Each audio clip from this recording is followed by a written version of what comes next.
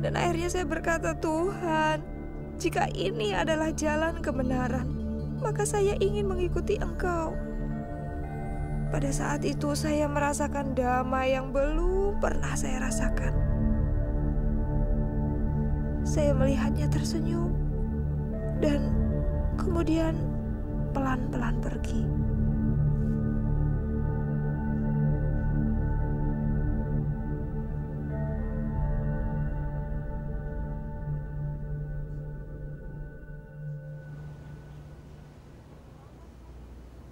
Saya harap saya nggak menyinggung perasaan Mbak. Apapun yang terjadi, pasti sangat mempengaruhi kehidupan Mbak. Saya tidak akan pernah sama lagi. Saya benar-benar berubah sejak hari itu. Saya mengerti. Lalu apa kelanjutannya, Mbak? Saya mulai mencari orang Kristen. Di desa saya tidak ada satu orang pun orang Kristen. Tapi di desa seberang ada. Saya mulai ke sana. Mula-mula mereka takut karena saya meminta satu Alkitab pada mereka. Tapi kemudian mereka memberikannya dan saya mulai membacanya. Semuanya itu saya masih berusaha untuk sembunyikan dari ibu. Tapi nggak lama kemudian ibu tahu. Seorang ibu pasti tahu apa yang terjadi, Mbak. Lalu apa kelanjutannya? Ya, ibu minta saya berubah. Dia menangis. Dia merasa gagal sebagai seorang ibu. Dia pikir saya masih marah dengan pernikahannya. Dan dia pikir saya masih balas dendam. Dan anggota keluarga yang lain?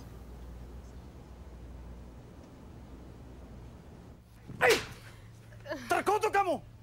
Kamu sudah bukan anggota keluarga ini lagi! Arif, jangan terlalu kasar. Dia masih perlu waktu untuk memikirkan kembali. Tapi dia sudah diberikan cukup banyak waktu untuk memikirkan ini kembali. Cukup! Cukup! Aku telah berjanji kepada Tuhan. Jikalau Ia telah menunjukkan jalan itu kepadaku, aku akan menurutinya. Aku tidak bermaksud untuk melukai siapapun di ruangan ini. Tapi aku telah membuat keputusan. Duh, Dini, ibu dan ayahmu juga sudah membuat keputusan. Sebagai orang Islam yang sekaligus orang Jawa, mempunyai tanggung jawab dan kewajiban yang sangat berat, yaitu membesarkan dan mendidik anak-anaknya. Kewajiban anak-anak adalah menghormati, tunduk, dan taat kepada orang tuanya. Jika kamu masih tetap saja senantiasa memilih jalan hidupmu sendiri dalam soal agama, maka kamu juga harus bertanggung jawab untuk hidupmu sendiri. Kamu tahu apa artinya itu? Kamu harus mencari uang sendiri untuk segala sesuatu. Makan, sekolah, tempat tinggal, semuanya. Semuanya!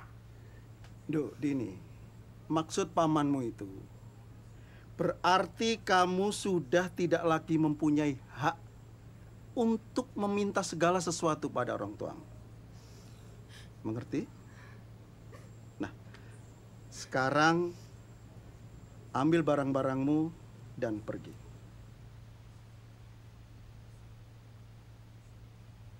Cepat!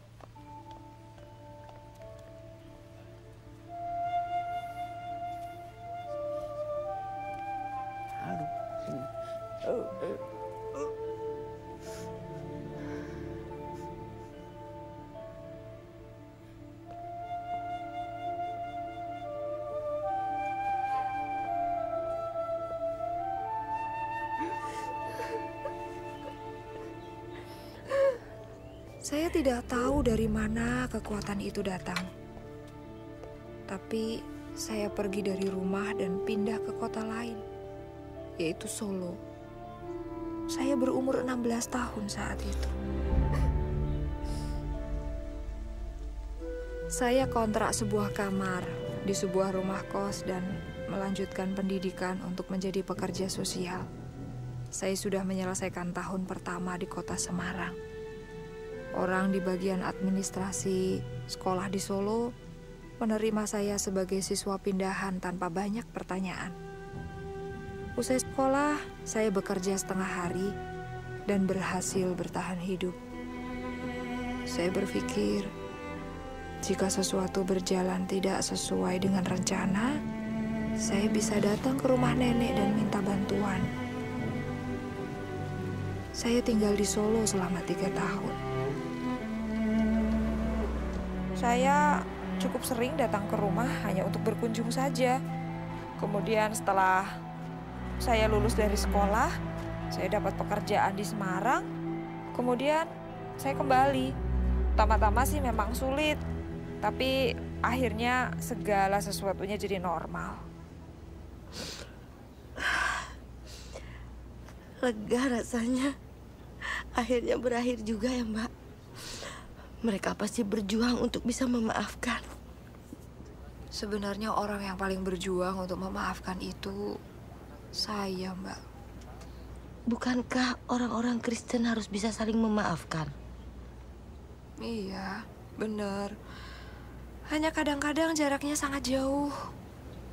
Yaitu dari sini sampai ke sini.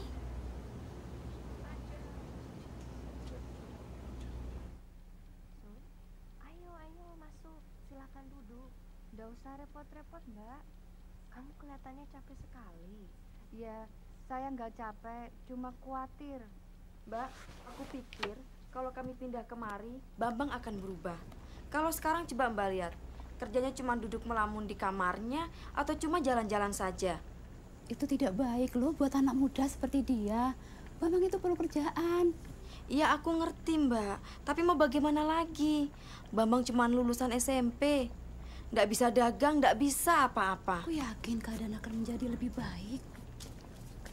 Ini ada sedikit makanan untuk dibawa pulang.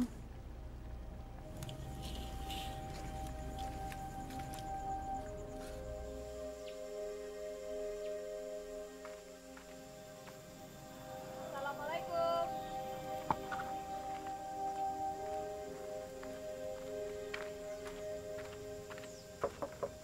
Assalamualaikum.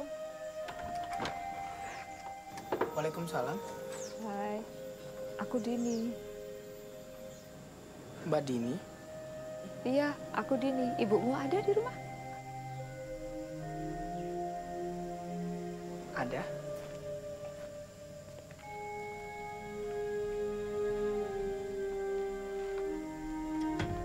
Bu, Mbak Dini datang. Dini. Boleh.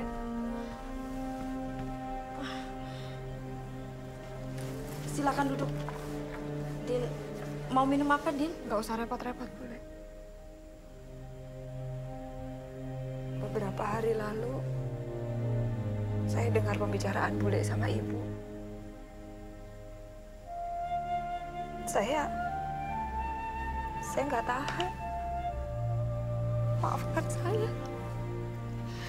Perlakuan saya selama ini begitu buruk pada kalian. Maafkan saya. Sudahlah, Din. Saya begitu malu.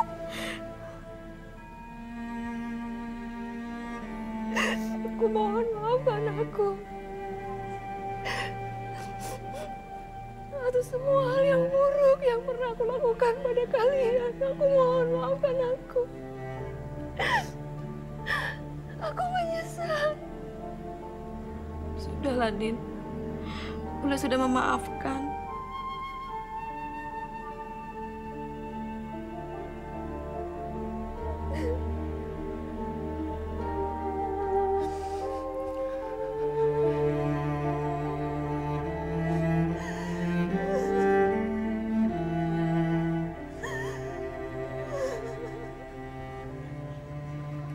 Saya mengajak Bambang ke Jakarta. Ketika kami mulai mapan, saya memberinya uang untuk berjualan sepatu di pasar. 3 bulan kemudian, dia mulai mendapat untung dan tidak membutuhkan uang dari saya lagi. Di mana dia sekarang? Dia di Jakarta. Dia baik-baik. Saya selalu menangis kalau mendengar cerita yang akhirnya bahagia. Tapi itu belum akhir cerita. Lalu apa? Apa ada yang lebih baik? Ya, karena ternyata masih ada satu orang lagi yang saya belum maafkan. Pamanmu yang menampar kamu. Kalau ada saya, dia nggak bisa menampar kamu, Mbak. Bukan dia. Yang saya harus maafkan adalah bapak saya. Bapakmu? Kan katanya sudah meninggal waktu Mbak masih kecil. Iya. Yang meninggal dan meninggalkan saya dalam banyak kebingungan. Yang meninggalkan saya dengan banyak kepahitan. Yang mengharuskan saya cari jalan keluar sendiri. Dan sekarang Mbak sudah memaafkannya. Kapan hal itu terjadi? Baru saja.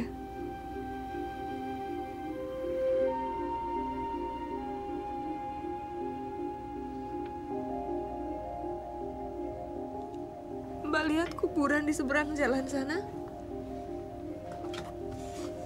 Iya, saya melihatnya. Bapak saya dikuburkan di sana. Sampai kereta berhenti tadi. Sikap saya yang tidak mau memaafkan Bapak ikut terkubur juga di situ. Tapi Tuhan itu Maha Pengasih. Tuhan tidak menghendaki saya mengambil sikap sesuai pengertian saya sendiri. Tuhan berkata kalau kita ingin dosa kita diampuni, kita juga harus memaafkan orang-orang yang bersalah pada kita.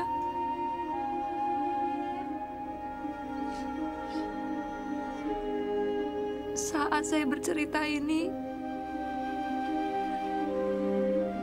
saya ingat betapa sebenarnya saya sangat mencintai bapak saya.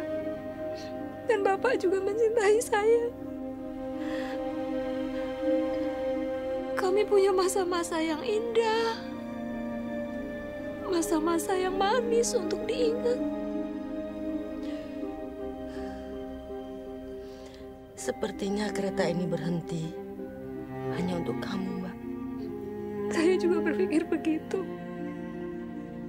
Sepertinya Mbak seakan-akan sangat mengenal Tuhan. Dan seolah-olah Tuhan itu sahabat Mbak. Tuhan berkata agar aku mengikut Dia. Saya nggak selalu tahu kemana Tuhan membawa saya. Tapi saya tahu satu hal.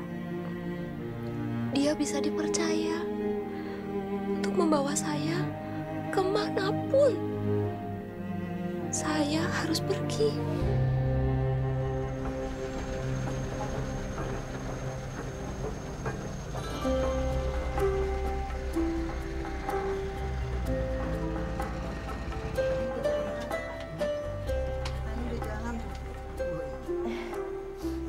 Akhirnya jalan juga, Mbak. Iya. Kita berangkat. Iya, kita berangkat. AC-nya juga nggak dimatiin. Nggak dimatiin. Saya pikir ceritanya berakhir di sini sekarang. Atau marah baru mulai. Apa yang ini akan berakhir lebih bahagia? Mbak lah yang harus kasih tahu akhirnya itu pada saya.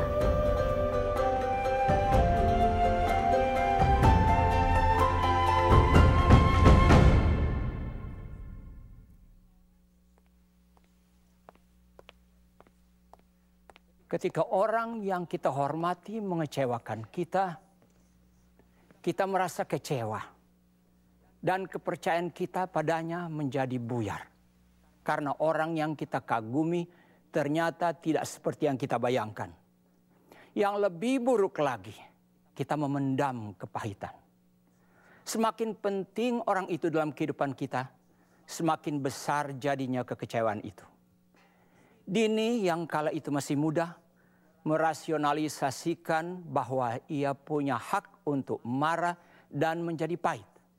Marah dan pahit terhadap orang tuanya, terhadap bibinya, Sundari, dan saudara tirinya, Bambang, bahkan marah kepada Tuhan. Kemudian Dini mengalami perubahan yang luar biasa. Dini mendapatkan penglihatan akan Tuhan Yesus ketika ia mencari kehendak Tuhan atas hidupnya dan memutuskan untuk mengikuti Yesus kemanapun Yesus pimpin. Dengan cara yang tidak kita mengerti sebagai manusia, Yesus menembus dinding kamar tidurnya, mengelurkan tangannya kepada Dini dan berkata, "Ikutlah aku." Datang kepada Yesus adalah langkah pertama yang sangat bagus, tetapi seperti kehidupan nyata yang Dini ceritakan kepada kita, kehidupan kita di bumi adalah perjalanan yang berliku-liku dan penuh dengan belokan, pemberhentian di luar jadwal, dan banyak pelajaran di sepanjang jalan. Namun kita percaya kepada Tuhan Yesus. Kita seperti Dini mengikuti Yesus kemanapun Yesus membawa kita dan melakukan apa yang Yesus minta. Bagi Dini ada banyak jalan yang bisa ia ambil. Semakin ia bertumbuh dalam perjalanan kekristenannya, Dini menyadari bahwa ada satu jalan yang perlu dilaluinya seutuhnya, yaitu jalan pengampunan. Suatu jalan yang tidak mudah diambil, tetapi Dini berhasil mengambilnya karena kekuatan kasih. Bukan sembarang kasih, tetapi kasih yang datang dari Tuhan. Kasih yang tidak bersyarat. Rasul Paulus menulis di 1 Korintus pasal 13 tentang kasih. Ia berkata bahwa kasih itu sabar dan murah hati. Kasih tidak pemarah dan tidak menyimpan kesalahan orang lain. Kasih percaya segala sesuatu, mengharapkan segala sesuatu dan menanggung semua hal. Itulah kasih yang tidak pernah gagal. Kasih yang Dini selalu cari, bahkan ketika ia memberontak dan terhilang. Ini adalah kasih yang ia perlukan untuk mampu menahan penolakan dari keluarganya. Inilah kasih yang ia butuhkan untuk memaafkan orang-orang yang paling menyakitinya, termasuk sang ayah. Saudara, dengan kasih inilah Bapa di sorga mengasihimu. Ia mengasihimu apa adanya. Ketika Dini berseru kepada Tuhan untuk menunjukkan jalan kepadanya, ia tidak tahu bahwa Isa akan datang kepadanya dalam suatu penglihatan di suatu malam, menampakkan kemuliaannya dan meliputinya dengan kasih dan kelembutan. Namun itulah yang terjadi. Saudara, Yesus mungkin mendatangi atau tidak mendatangi Anda dalam sebuah mimpi atau penglihatan, itu tidak penting. Yang lebih penting adalah Tuhan mengasihi Anda dan Tuhan ingin Anda menjadi anak-Nya melalui iman dalam Yesus Kristus. Tuhan ingin Anda masuk menjadi anggota keluarganya dan hidup bersama Dia selama-lamanya di surga ketika hidup Anda berakhir di dunia ini. Apakah Anda siap membuka hatimu untuk Yesus seperti yang Dini lakukan? Jika Anda ingin menerima Yesus Kristus sebagai juru selamatmu, mari ucapkan kata-kata ini bersama dengan saya. Katakan, "Ya Tuhan, saya percaya Yesus. Saya menerima Yesus sebagai Tuhan dan Juru Selamat saya.